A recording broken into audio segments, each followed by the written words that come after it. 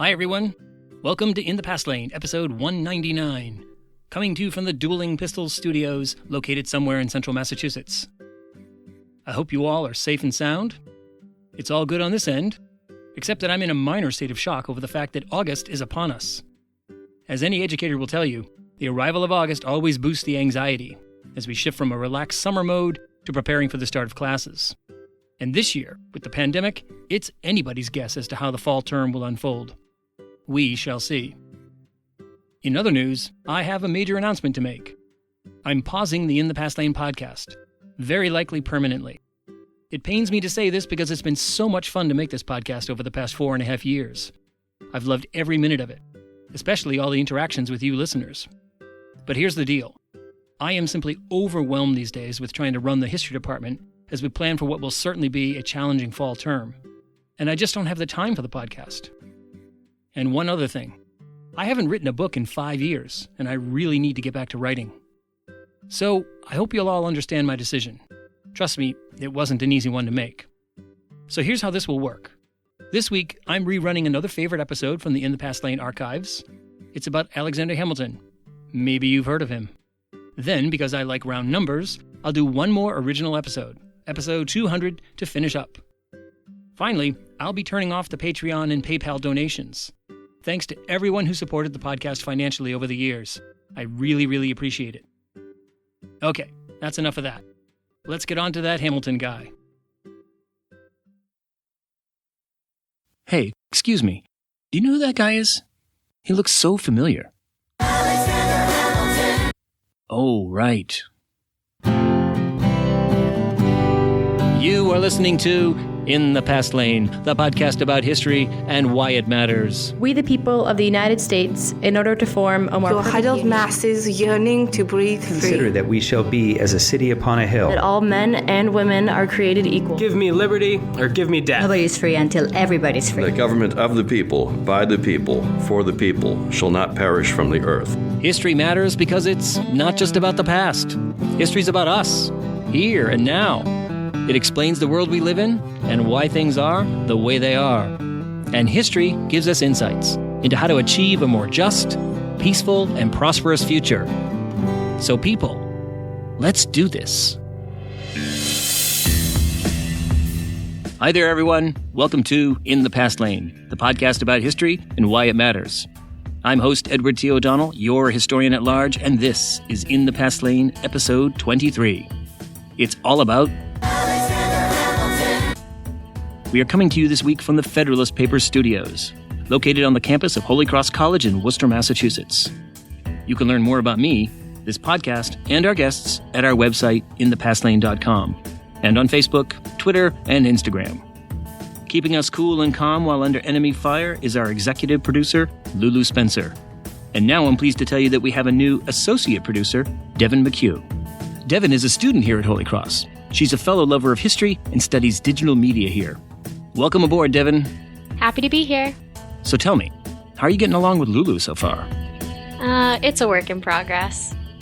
Glad to hear it. So what's happening at In the Past Lane in this episode? Well, as you may have guessed, we're going to take a close look at Alexander Hamilton. You know, the guy on the $10 bill. These days, of course, Hamilton is by far the most popular founding father, and it's all due to a certain smash hit musical on Broadway. Perhaps you've heard of it. Yeah, I know. But while Lin-Manuel Miranda's hip-hop tribute to Hamilton has greatly increased the public's awareness of him, there's still a lot more to discover about his life, his achievements, his failures, and his legacy. So with that in mind, here's the lineup for our Hamilton episode. First, I'll start with a short overview of Hamilton and his remarkable life. Next, I'll talk with author Stephen Knott, co-author of the book Washington and Hamilton, The Alliance That Forged America. Finally, I'll drop in on the historic site in Manhattan dedicated to the memory of Alexander Hamilton. It's the Hamilton Grange in Harlem. I'll speak with Liam Strain of the National Park Service about the Grange and also about the huge impact the popularity of Hamilton the musical has had on that site. Okay, people, let's turn down the volume on the Hamilton soundtrack for a bit because your journey in the Past Lane begins now.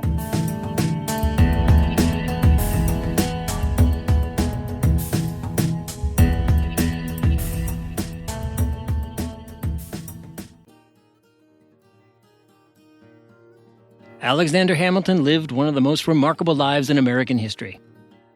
In many ways, his story was quintessentially American because of his seemingly mythical rise from poverty and obscurity to famous founding father.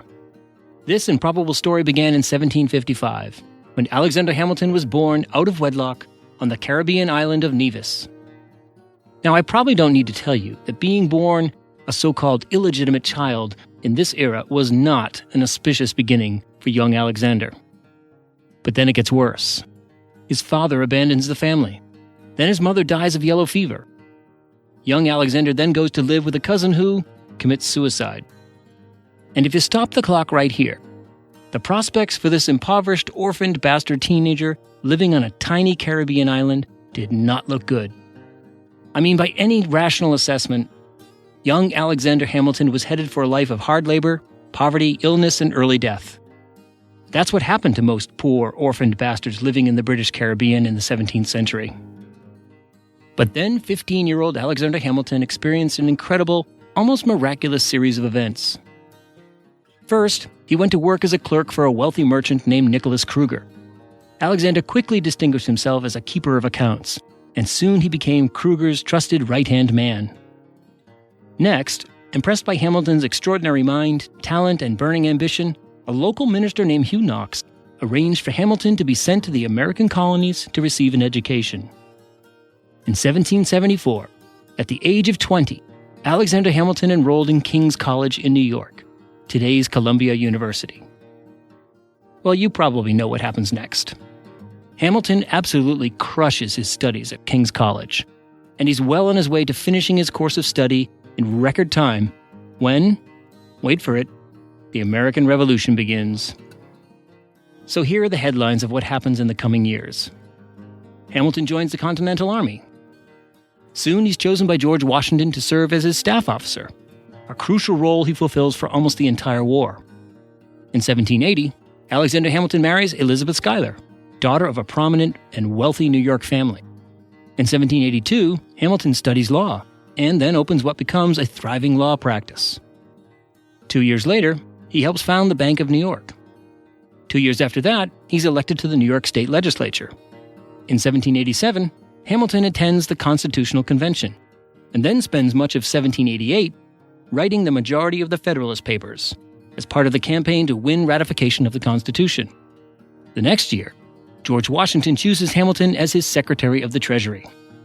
In that position, Alexander Hamilton plays a crucial role in putting the new nation's finances in order and in laying the foundation for the booming economic growth of the next century. And because he's Alexander Hamilton, a guy who never does anything in a small way, he gets involved in the biggest sex scandal of the era. You'll have to look up the details of that one on your own. On and on it goes until, well, you know how it ends. Alexander Hamilton is killed by Aaron Burr in 1804 in the most famous duel in American history. He was just 47 years old. We'll be right back with my interview with Stephen F. Knott, co-author of Washington and Hamilton, The Alliance That Forged America.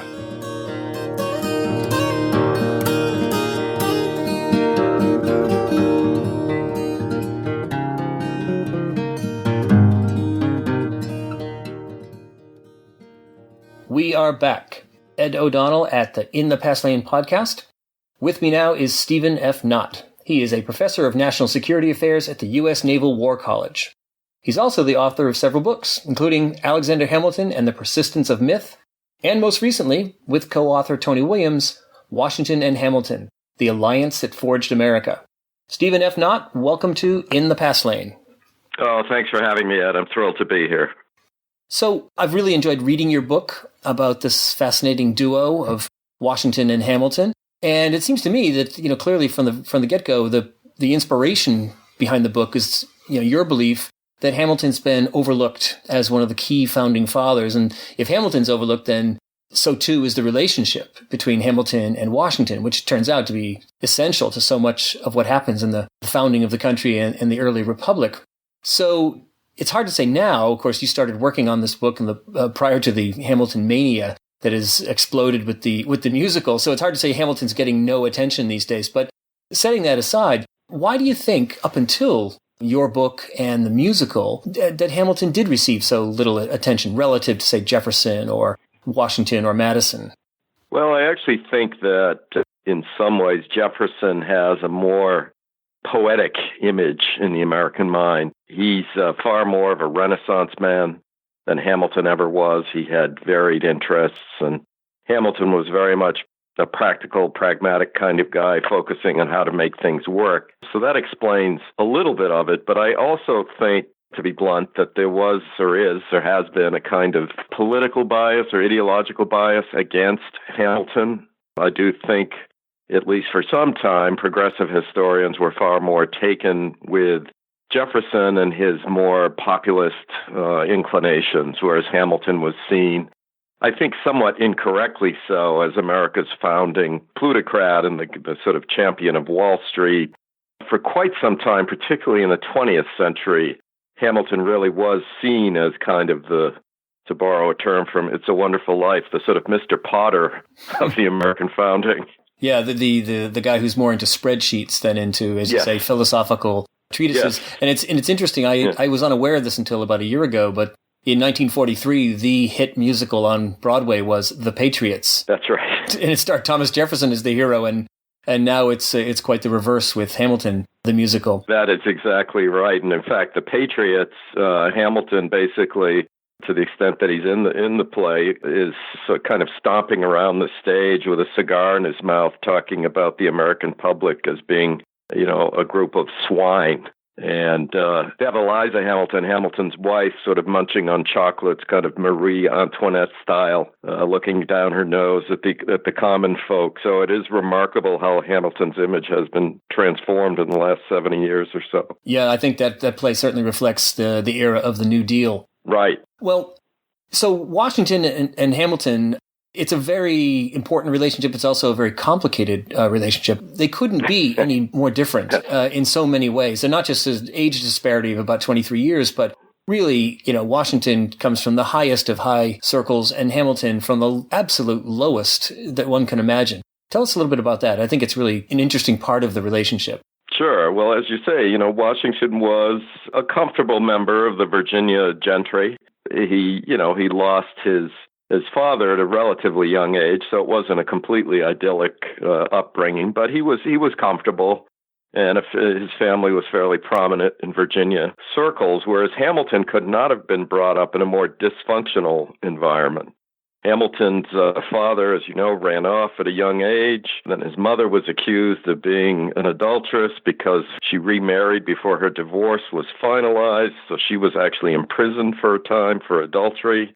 And then his mother died. Hamilton's mother dies when he's 10 or 11 years old. So at that point, he's passed from one relative to another to take care of. And of course, there's a series of disasters within those relatives' families. There was a suicide. There was another death from disease. So as I said, it could not have been a more dysfunctional upbringing.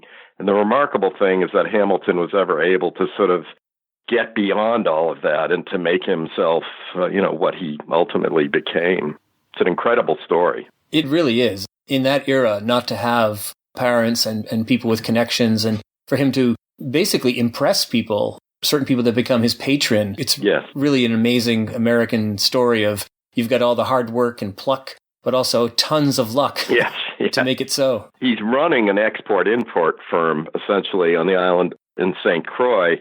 And that's where he comes to the attention of some of the prominent folks down there, particularly this Reverend Hugh Knox raises money to send him to the United States for an education, and that's really where his first big break occurs. And then, of course, while he's getting that education at King's College, today what we call Columbia College, Columbia University, the American Revolution breaks out. And this is what, pretty early on in the first weeks of the combat in 1776 in and around New York, that's how Washington and Hamilton come into contact in what was, at the time, really probably the most perilous moment in the whole Revolutionary War, the Battle for New York, which did not go well for Washington. And yet, one good thing that comes out of it is that he becomes aware of this guy named Alexander Hamilton. How does that work? That's absolutely true. It's in and around the Battle of Long Island. And as you said, this is where the so-called glorious cause could have ended with, quite a thud. In other words, Washington's army at one point was almost completely surrounded by the British. And as you mentioned, the one good thing to come out of this near disaster was the fact that Hamilton comes to Washington's attention. We're not quite sure exactly how. There are alternative theories.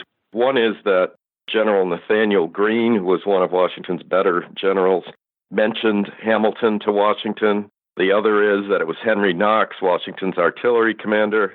And then the other theory has it that Washington actually saw Hamilton drilling his artillery company and was impressed. But whatever the circumstances, by February 1777, Hamilton has become a member of Washington's staff. And as Tony and I argue in our book, this was the beginning of a relationship that will really change the course of American history. Yes, and it's yet another one of these amazing breaks for Hamilton to be in the right place at the right time and also, to give him credit, to be so impressive. But it also turns out to be, for him, a great opportunity, but a source of incredible frustration, because he's going to be at Washington's right-hand man for the course of the war. But what he really wants, because he's so ambitious and such a patriot, is that he wants to see some battle, leading the charge, at least at some point. And Washington really doesn't want him to do that because he's so important to him. Tell us more about that. Sure, yeah. Hamilton being, a young man in his early 20s, he's itching for combat. He wants a combat command. The problem is, as you mentioned, he's such an effective staff officer. It becomes indispensable to Washington. Hamilton is fluent in French, which of course helps with all of the back and forth between the Americans and our French allies. He's just got an incredible discipline. The guy seems capable of working, 24/7. And so Washington really comes to rely on him. And this is, as you mentioned, where they come to, not blows, but close to coming to blows, where Hamilton just finally, I think, loses it. And it's a tiny little incident involving Hamilton supposedly keeping Washington waiting for a meeting. And this is where the two explode at one another, and Hamilton goes stomping off and actually leaves for 4 or 5 months. Now, up to that point, he had been, as you say, right there in the thick of things with Washington, and Washington really relied on him, but this was not their first dispute. They had disagreed over many important things, one of them being whether or not the Continental Army should take former slaves and put them into a regiment of African-American soldiers. That's right. And Hamilton certainly is not an enthusiast when it comes to slavery. And Washington is certainly much more deeply invested in slavery. He eventually becomes more skeptical of the institution. Right. So tell us more about that, because that's an interesting incident within the war. It is a very interesting incident. Hamilton's closest friend, a fellow staff officer for a brief period of time, was John Laurens from South Carolina, who happens to be the son of the largest slave owner in South Carolina. But John Laurens is very much a believer in abolition, and he's the one who initially proposes that the Continental Congress allow African-American slaves, in exchange for their freedom, to fight for the Continental Army. And Hamilton latches on to this idea as well and endorses it and writes at least one letter, if not more, to John Jay, who's the president of the Continental Congress, urging that this policy of manumission in exchange for service be adopted. And as you say, Washington is far less taken with this idea. I think partly, to at least give Washington his due, he's fearful that a proposal like this could possibly lead the southern states to withdraw their support for the cause. Right. So he's sort of looking, I think, at the bigger political picture. But for John Laurens and Alexander Hamilton, it was at least in part a question of simple justice, simple morality. I wonder also if, looking back to one of our earlier points in this discussion about why Hamilton's sort of overlooked or sometimes depicted as not such a great founding father, and why now his stock has risen, so to speak. And one of them is the fact that of the founding fathers, he's the one who does express the greatest dislike of slavery, compared to, conversely, Jefferson, who's dominated the founding father scene for so long.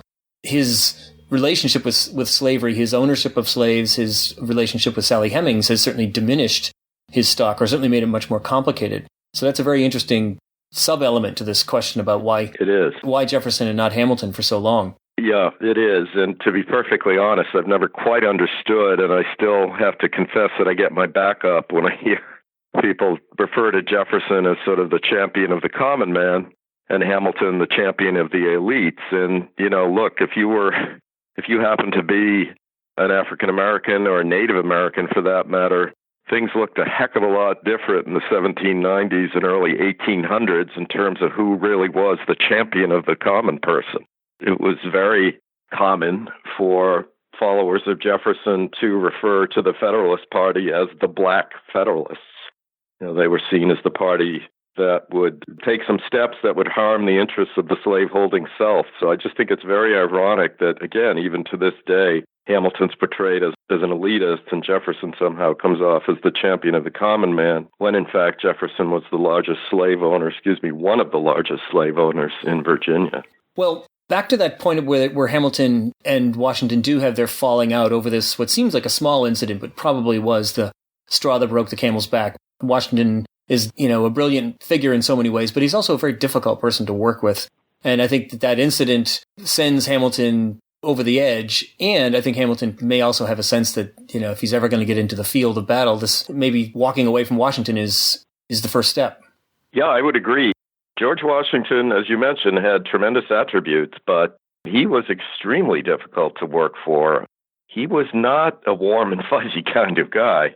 He was distant, aloof, a real disciplinarian, which I think Hamilton sort of partly admired, but also chafed under at the same time.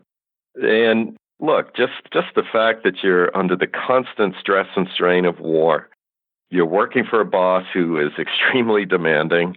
You're doing this now for about 4 years or so before you finally get your combat command that you're itching for. It just took its toll. In some ways, it's a miracle that the break didn't occur earlier. Yeah, and Hamilton does get his chance at Yorktown, and it's one of those signature moments of Hamilton. He doesn't get much time on the field, but it's a great moment for him. Yes. And I certainly think it's important for his own awareness of his legacy that he does now have legit credibility when it comes to the founding. Well, that's right. And of course, he leads this charge. As you mentioned, it's over fairly quickly, but he's given command of a charge of an attack against a fixed British fortification on the outskirts of Yorktown, this redoubt, as they called them. And it succeeds, and it's really one of the final acts that leads the British General Cornwallis to sue for peace. So for Hamilton, it certainly was the high point of his military career, and it didn't compare in the least to his role as a staff officer. For him, this was the pinnacle. Okay, it's time for a short break. When we return, I'll continue my conversation with Stephen Knott about the relationship between Alexander Hamilton and George Washington. Stay right where you are, people. We'll be right back. If you are enjoying this podcast, then please subscribe to In the Past Lane at iTunes, Stitcher, or wherever you access your podcasts. Subscribing is free, and once you do it, new episodes of In the Past Lane are automatically downloaded to your listening device. Subscribing also gives you access to the entire back catalog of In the Past Lane episodes. And if you do subscribe, please leave a review. Thanks.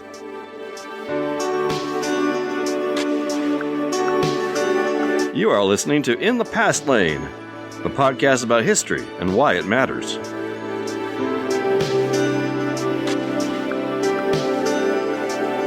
Okay, let's get back to my interview with Stephen Knott. When we left off, the Battle of Yorktown had just concluded. Now let's turn to an incident known as the Newberg Conspiracy, a plot that nearly did in the new republic as it was being born.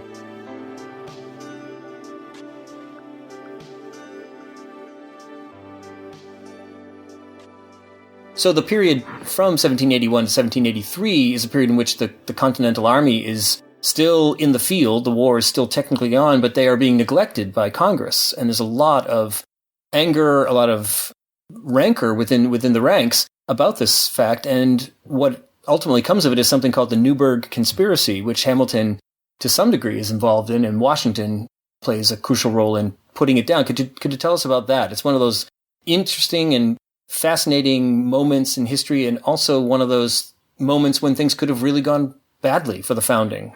Oh, absolutely. I mean, here you had a situation, as you mentioned, you had an army in the field that was still not receiving the pay that it thought it was due and was still being sort of shortchanged on basic supplies to keep itself functioning.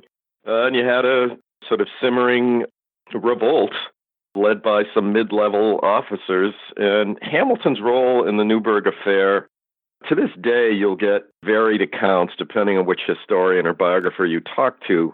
We, Tony and I, try to come down sort of in the middle. On the one hand, Hamilton was sympathetic to these officers who thought that the situation was intolerable. But on the other hand, he was not as quick as Washington, I think, to see the potential long-term damage of this kind of military coup is too strong of a word, but Washington was very quick to see that this would perhaps permanently damage civil-military relations in the new nation. And Hamilton seems just, in our view, a little too cozy with these guys who think that maybe the best way to get Congress to act is to actually march on Congress. And of course, Washington snuffs that out. Well, it is diffused, and then he goes back to Mount Vernon, and Hamilton goes to Manhattan and practices law. They don't really have much to do with each other, other than occasional correspondence for the next 3 or 4 years in the mid-1780s, while the country is in turmoil. This is the period of the Articles of Confederation, the weak government, and a lot of dysfunction, to put it lightly. And ultimately, this leads to the idea that the nation needs a stronger national government. And of course, Alexander Hamilton is a big player behind those scenes. And one of the things that he wants to do to give this legitimacy is to get George Washington on board. So could you tell us about how that works and what Hamilton has in mind when he's prodding Washington to get to the Constitutional Convention? Sure. Well, it's interesting to note that as early as 1780, Lieutenant Colonel Alexander Hamilton is writing letters, including a famous one to James Duane in September 1780, in which he lays out this massive plan to sort of strengthen the federal government once independence is won. It's just amazing that even the economic vision of a manufacturing power and all of that is laid out as early as 1780. But as the 1780s unwind, even Washington himself, in his circular letter to the states, which was, I believe, April 1783, echoes some of Hamilton's themes that you see in this letter to Duane. And Washington also asks for heightened powers for the central government, emphasizes the importance of the American people beginning to think of themselves as an American people. The phrase that Hamilton used was think continentally. He was always talking about the number one task of this new government, this new independent United States government, was to try to directly and indirectly convince the American people of the importance of thinking continentally, of not thinking themselves as Virginians or New Yorkers, and moving beyond the parochial and beginning to think of themselves as Americans. So even though, as you correctly note, during that period of the 1780s, Washington and Hamilton were not in a great amount of contact with one another, they were on the same page. They did have the same vision of wanting to correct the defects in the Articles of Confederation, and then, of course, events tend to conspire to help in that cause. Indeed. So they show up in Philadelphia and hammer out the framework for this stronger national government, and then lo and behold, George Washington becomes the first president, and arguably one of the most important positions is Secretary of the Treasury, and Hamilton is selected for that position, and thus begins the next chapter in their incredible relationship, and a really difficult one. Not quite a war, as in the earlier years, but political warfare, to be sure. Oh, absolutely. Yes, absolutely. I mean, both men, as I said, had learned through the hard way, through practice, of the weaknesses and failures of the Articles. But nonetheless, it was still a remarkably hard sell, a difficult sell, to convince the American public in the fall of 1787 and into 1788 that you had to accept this document, that this Constitution deserved to be ratified, which was going to strengthen the powers of the central government. That was a hard sell for people who were weaned on the notion of independence and on the idea that one needed to be fearful of distant, centralized power. And as Tony and I say in our book, we don't think any of this happens without George Washington. He's the one person who has the credibility, who has the respect of the public from New Hampshire down to Georgia, who could put his stamp of approval on it and actually sway people's public opinion. So here, again, this is where you see the indispensable role of Washington. Hamilton is less important, I would say, during this era, with the two key exceptions. He's critical in terms of securing ratification in New York State, which was absolutely essential. And, of course, he is the leading force behind the Federalist Papers. I don't want to overstate the impact of the Federalist Papers at the time, but without Hamilton, there are no Federalist Papers. He recruits Madison, he recruits Jay. And, of course, I would argue that the Federalist Papers go on to become something of part of the holy trinity of sorts of American founding documents. And then once the Constitution is accepted and does become the framework for the government, Washington becomes president. He chooses Hamilton as his Secretary of the Treasury, which is a crucial position in this new government, this new fledgling nation that is broke and potentially going to be caught in the jaws of these larger European powers, both financially but also militarily. And of course, it's also a period in which the new republic is trying to figure out what a republic looks like and how it operates politically, and should there be political parties. And it turns out to be the 1790s is one of the most rancorous and bitterly contested decades in American history. And we often forget that, but it's really contentious. It's extremely contentious, and I would say most of the contentiousness is a result of Hamilton's policies at the Treasury Department. Now, when I say Hamilton's policies, there were also President Washington's policies as well, which I think people tend to forget. But the idea of a national bank was anathema to so many Americans. The idea of assuming the war debts that various states had accumulated during the Revolutionary War, that increases sectional tensions. The proposal for Hamilton's famous report on manufactures, in which he makes the case that the United States needs to diversify its economy and develop a manufacturing sector so as to enhance its national security. In other words, we can't be dependent on the old world powers for the weapons of war. We need to be able to make them ourselves. That is controversial. There were just endless disputes that arose very quickly between Secretary of the Treasury Hamilton and Secretary of State Jefferson when he arrives in the Capitol in the spring of 1790.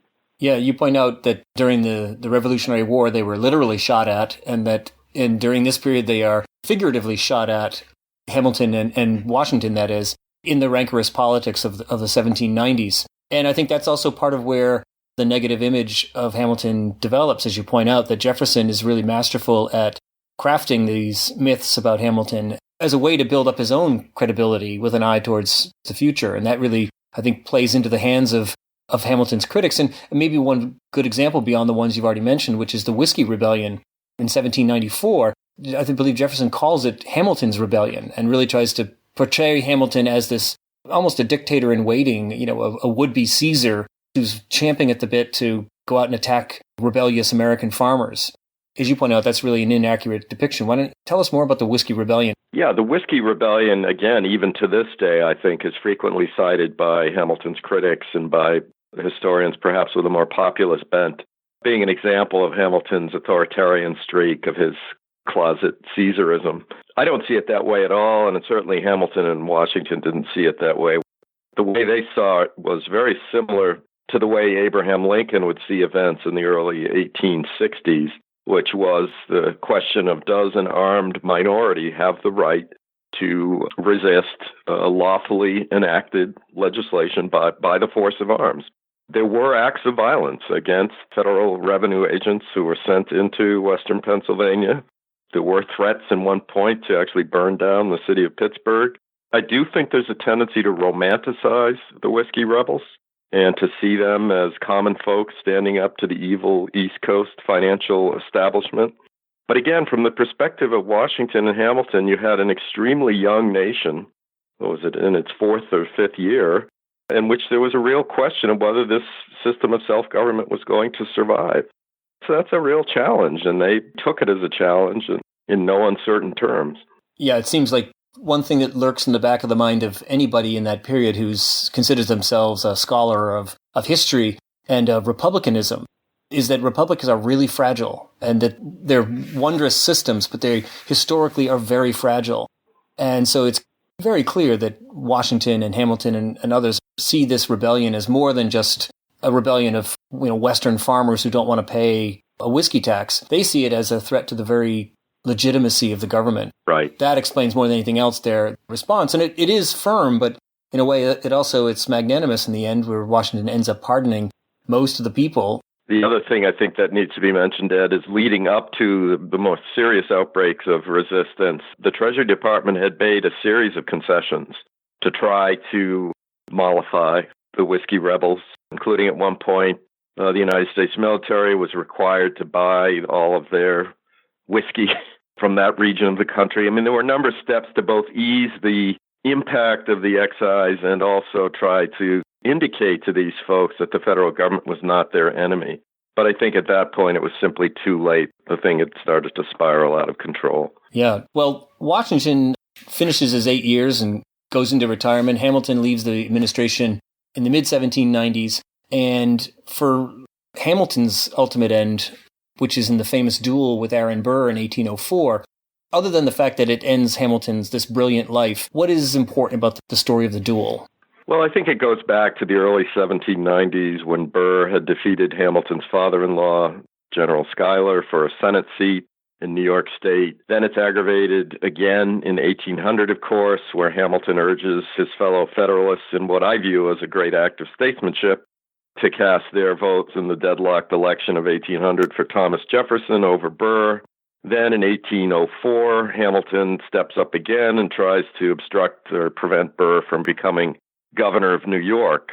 I think what you had here were two massive egos, both of whom were the most prominent lawyers practicing law in Manhattan. In fact, they had argued cases together. They had argued cases against one another, but they were just simply too big for the small city of Manhattan in the 1800s. So just a series of attempts on Hamilton's part to stop Burr's political progress. I think this is important to note, by the way. Every major founding father, Washington, Madison, Jefferson, Monroe, Hamilton, they didn't agree on much, but they all agreed that Aaron Burr could not be trusted, right? That he was not a man of principle. And I think that's important to note. I do see occasional efforts to try to rehabilitate Aaron Burr, and I don't think it's warranted. There's a lot of evidence to suggest that Burr was the ultimate self-interested schemer, regardless of what Gore Vidal how he depicts him in the... That's right. And also in the musical as well. It's been lurking in the wings there. We've mentioned it offhandedly a few times, but of course, Hamilton the musical has turned out to be such a really unprecedented smash and a great boon to historians in a lot of ways. But I'm curious, have you seen the musical, and what do you think of it? Yeah, my wife and I both saw it. In fact, we're going to go see it again sometime next summer. I was getting a little nitpicky. There were a few things taken out of context, but only a nerd like me would get upset over that. I didn't like the fact that Lin-Manuel Miranda, when I saw it, turned to the audience after saying that Martha Washington had named her horny tomcat Hamilton. He turns to the audience and says, "That's true, it's not true." So stuff like that irked me, but on the whole, we thought it was a terrific performance, high energy. I was a little concerned that I might have trouble following some of the dialogue, but that wasn't a problem at all. We thought it was terrific, and like you, I'm just thrilled at the fact that it's revitalized Hamilton's image, but more importantly, I think made this period of American history more tangible and more interesting to generations of younger folks. Indeed, it has. And I guess that leads to my final question, which is, history is interesting in and of itself to read about, but we always hope that history is relevant and has something to say to our present circumstances. So what do you think is important about Hamilton and Washington now in our current state of affairs? Well, without getting too political, I think both Hamilton and Washington were sober revolutionaries, were prudential revolutionaries. And part of what I mean by that is they would warn against the siren song of demagogues, and they had certain objections to sort of pure democracy, as most of the founders did. And I think if they were to come back today, they would not be particularly pleased with the way in which we select important offices, such as the President of the United States. And I think there's a lot about the election of 2016 that would have repulsed them, unfortunately. So I would just say these are men who championed moderation and prudence, and God willing, we'll see some of that in the future as well. That's right. Well, I think throughout American history, there are these moments where the strength of the republic is tested, and this seems to be one of those, given the unprecedented nature of the election and some of the changes that seem to be afoot. We'll have to see whether this is yet another moment where the strength of the republic that they helped create does endure and does push on into the future. We'll have to wait and see. That's right, Ed. Well, thank you very much. All right, Stephen F. Knott, I really appreciate you taking the time to talk to us at In the Past Lane. Thanks again. Thank you, Ed. Stephen F. Knott is a professor of national security affairs at the U.S. Naval War College. He's the co-author, along with Tony Williams, of the book Washington and Hamilton, The Alliance That Forged America.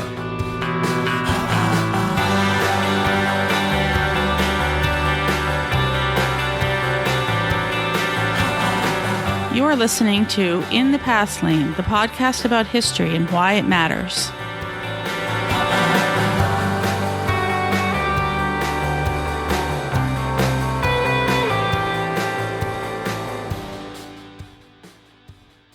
The impact of Hamilton the musical on American history has been immense. And by this I mean, more precisely, the teaching and study of American history. Teachers across the country are talking about the Hamilton effect. That is, the popularity of Hamilton the musical has sparked a lot of interest among students in the study of the Revolution and founding period, but also American history in general. And that, my friend, is a really good thing. I've posted some articles about this on the show page for this episode at inthepastlane.com. The Hamilton effect is also very evident at historic sites and museums that focus on the founding era. And nowhere is this more apparent than at the Hamilton Grange in Manhattan. It's a historic home once owned by Alexander Hamilton that is now operated by the National Park Service. The staff there reports a huge upsurge in visitors in the last year. Recently, I dropped by for a visit and a chat with Liam Strain of the National Park Service to learn more about the site and also how they're dealing with this Hamilton effect. All right. So can you identify who you are and where we are? Okay. My name is Liam Strain. I am the North District Ranger for the National Park Service's Manhattan sites here in New York City. So here we are at the Hamilton Grange. And so can you just give us a kind of an overview of the place? It's Alexander Hamilton's only home. Right. Well, the only home he ever owned. Yeah. Like most New Yorkers, he rented. He had a series of townhouses downtown, and his offices were downtown in the Wall Street area. But this was intended to be the summer home for the Hamilton family. He had a few different motivations that we speculate on. One of them was likely avoiding the yellow fever epidemics that hit the downtown area on a regular basis. And it was yellow fever that took the life of his mother, so that certainly had an impact on him, and he was likely trying to avoid that. Right, get to the suburbs. Right. So when did they build this? He did. They started living on the property. He bought about 32 acres in the area, and they started living on the property about 1800 with a pre-existing cabin that was here. But the home wasn't completed until 1802. John McCook Jr. was the architect, which he worked very closely hand in glove with. So Hamilton's imprint is definitely on the design of the home. Okay, and they moved in about 1802. I don't know. So he only was there. Only enjoyed it for a couple seasons. Yeah. So, how much? I guess you've been here. Well, the house has moved a few times, and most recently within the last decade. Correct. And you've been here since that time. So you were here when Hamilton mania hadn't quite yet begun. Right. So what's it like, sort of before and after? Well, it's interesting.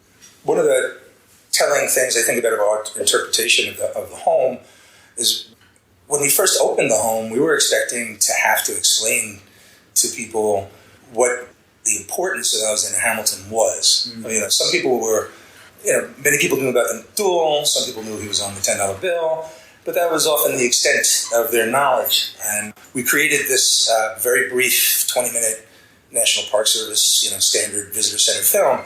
The film was so broad and now people come and watch that film, they're like, well, there's nothing in there about the Ronald affair, or there's nothing in there about... And we're like, yeah, we know. There's a lot of things we left out because he was a huge figure, and we were just trying to introduce him to people at that time. And now people come here with a pre-existing knowledge, which is a great audience to work with, Right, you can talk a lot more and about his economic plan, for example. Exactly, things that would put people to sleep, 4 years ago. About talking about economic plans or creating lighthouses. That's not something that would have been exciting. But now they're like, oh, that's how he saved shipping, and interpreted the Constitution, and that's why he fought with Jefferson. And so it's some. You don't start from like a remedial level, which allows us to do a lot more and go a little bit more in depth into the significance and the importance of the man. Yeah. So I imagine you also have had some fun. Well, you may know me from such documentaries as the American Experience documentary. Oh, the most recent one on... on PBS. So Lin did some research here and has been here a few times. So that was a lot of fun. And some members of the cast have been here. And have you noticed a big uptick in the volume of foot traffic coming through since? Yeah, I mean, we've always done well on the weekends, and we're open on Saturdays and Sundays. But my focus had been for a while to try and get more school groups to come in on the weekdays because we weren't getting visitation. Now we're busy every day of the week. That's terrific. And we've tripled our visitation from pre-play to post-play. Well, anybody involved in history or public history is always gratified to yes. do that. Yeah. And what do you think? Do you have a sense of what the average person is, or maybe they fall into different categories, but the average person, why they care about Hamilton? Like, what is it that people find appealing? I mean, no, the musical is appealing, the music is appealing, but are there any aspects about Hamilton that... I think, without any real... all right, so you're a social scientist, so, it doesn't necessarily mean causality. I don't know what is causing what, but anecdotally, it does seem like many of, broadly speaking, the traditional baby boomer National Park Service visitor will probably not go see the play. They'll come to the house. But what we are seeing is people who are aficionados of the arts, who have gone to see the play, are now going out of their way to come visit a historic site that they may not have done that in the past. I think the anticipation from a lot of the staff when Lin was doing his research and creating, because there was a significant amount of buzz. I mean, he did the spoken word thing at the White House. Yeah. So we had an anticipation that something was coming. And we all thought that it was going to be really hip-hop based and that this was going to be a way to get urban youth interested into history. And I don't know if we've seen that much of it. I think what we've seen is that people who were interested in the arts, quote-unquote theater geeks, who are now interested in history in a way that maybe, I don't know. I don't know if Les Mis was like that. But, yeah, I think we've really seen that. There's I think people are drawn to the romance of it. I think that they're drawn to the tragedy of it. Yeah. It's a quintessential American tragedy, right down to the fact that he's an orphan, an immigrant, a real striver, bastard, orphan, all those things, and it makes for a remarkable story in and of itself. And then when you realize beyond that is the imprint that he leaves on the nation up to the present. There are so many quintessential American touchstones that are part of his story, whether they're romanticized or not. I mean, so many stories have been. The Abe Lincoln story from the rising from nothing, but this is even more removed to that. And for being the complete outsider, the immigrant story is a huge aspect. I mean, he wasn't the only immigrant to be a founding father.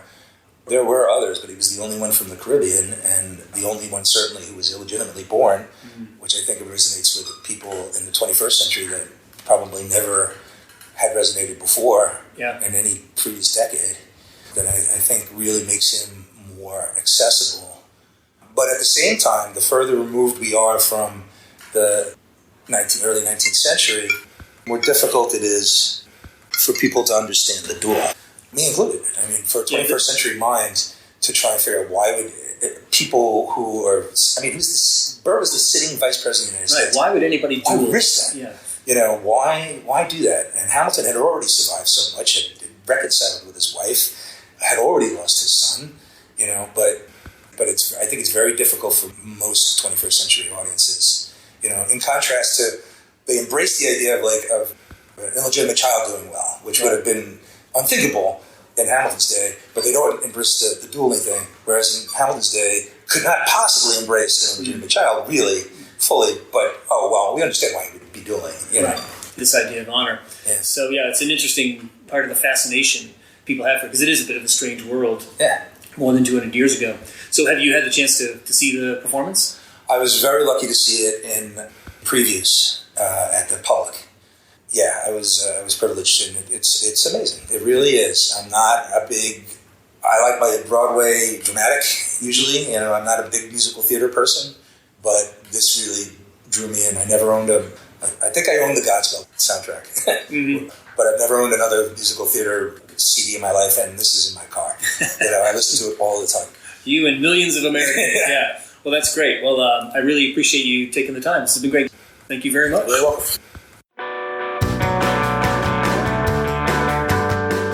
All right, good listeners, that's going to do it for this episode of In the Past Lane. If you're still hungry to learn more about Alexander Hamilton, check out all the information we've posted on the show page for this episode at our website, inthepastlane.com. And fear not, something tells me we'll be doing another Hamilton episode before long. In the Past Lane is an independently produced podcast, so we rely on loyal listeners like you to help spread the word. So if you like this podcast, please recommend it to people you know. That's the number one way for people to find out about podcasts. And please subscribe to In the Past Lane at iTunes, Stitcher, or wherever you access your podcasts. And if you do, please leave a starred review. Reviews, even if it's just a sentence or two, are incredibly important for pulling in new listeners. Thanks. Many terrific people make In the Past Lane possible, including our new associate producer, Devin Mchugh. We also want to thank the Free Music Archive for supplying the music for this episode, including this super cool song you're hearing right now, I Am History by a band called The Bell. How appropriate is that for a history podcast?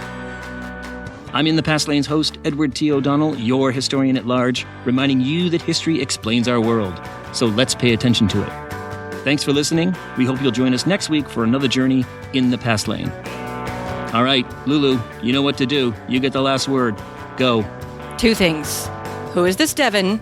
And what is she doing in my studio?